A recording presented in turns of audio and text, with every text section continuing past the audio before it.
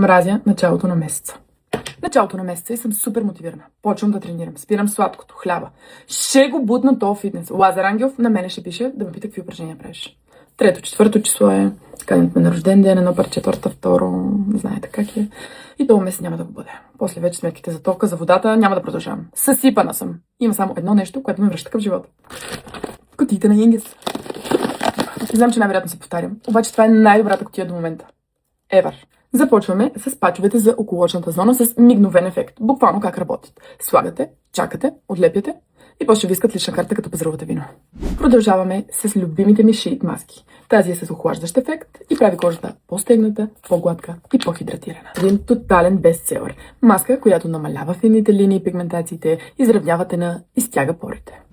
Milky Way Drops. Продукт, без който никога не оставам вкъщи. Това е серум, който хидратира, изглажда кожата, придава по-сяен вид, по-стегнат вид на кожата, бори се с белезите от акне.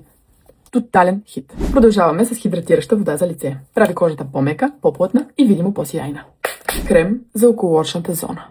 Намалява подпухването и подготвя кожата за грим. Любимият си продукт оставих за накрая. Почистващата пяна. Най-важната стъпка във всяка рутина. И най-важното тук е, че тя не изсушава кожата.